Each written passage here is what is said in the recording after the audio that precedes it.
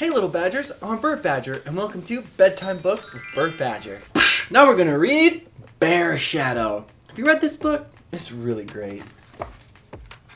Bear Shadow by Frank Asch. To Devin. Hi Devin. One day Bear went down to the pond with his fishing pole and a big can of worms. While he was putting a worm on his hook, he looked down and saw a big fish.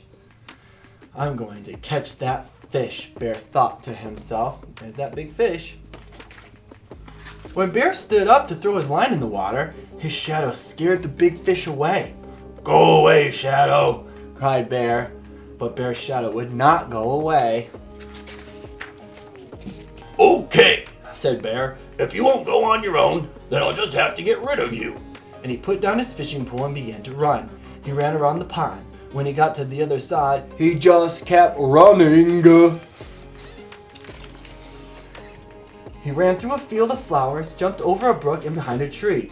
"Good," Bear thought. "Now Shadow can't find me." Look at me hiding behind a tree. Do you hide behind trees when you play hide and seek? Oh my goodness, it's so much fun. But Bear was wrong. When he stepped out from behind the tree, the first thing he saw was his shadow. Nearby was a cliff. Bear walked over to the cliff and looked up. "I'll climb so high that Shadow won't be able to follow me," thought the bear. Bear climbed higher and higher until he pulled himself up to the top, huffing and puffing. He smiled with pride. Then he looked down and saw his shadow. You just can't get rid of that guy. Now Bear was very annoyed, so he went home and got a hammer and some nails to nail his shadow to the ground. That's drastic. He hammered and hammered and hammered and hammered and hammered and hammered and hammered and hammered and hammered and hammered and hammered and hammered and hammered and hammered. But no matter how many times he hammered and hammered and hammered and hammered and hammered and hammered and hammered, he couldn't nail his shadow down. "If I can't nail him down," thought Bear, "maybe I can bury him." So he got his shovel and dug a hole. When the hole was deep and wide, he let his shadow fall into the hole. Bye-bye, Shadow.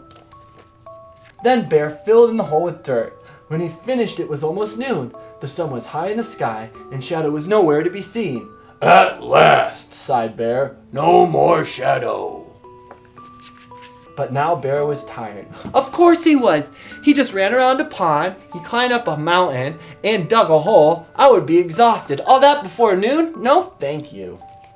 So he went inside and took a little nap. But while he slept, time passed, and the sun once again cast shadows everywhere. Look at it, goes from little no shadow to medium shadow to giant shadow. Even shovels have shadows. Isn't that cool? When Bear got up and opened his door, he saw his shadow on the floor. "Not you again!" exclaimed the bear. He slammed the door, hoping to lock Shadow inside. But Shadow was too quick! Sighed Bear. "How about this? If you let me catch a fish, I'll let you catch one too. Nod your head like this, if that's the deal." When Bear nodded his head, Shadow nodded too. So Bear went back to the pond and once again threw his line in the water. By this time, the sun was in a different part of the sky, which made it easy for Shadow to keep his part of the deal. And when Bear caught that big fish, Shadow caught one too. Good job, Shadow. So what did we learn from that? We learned that you can't run away from your shadow. And maybe the shadow means something else. Maybe it's a problem in your life, and you can't run away from it. Maybe you just have to deal with it head on and accept it.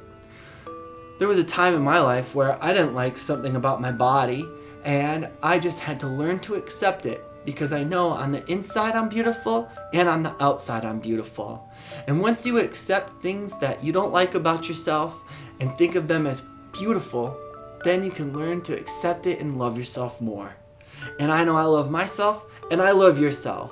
And thank you so much for joining me today on Bedtime Books with Bert Badger. I hope you have a great night. Good night.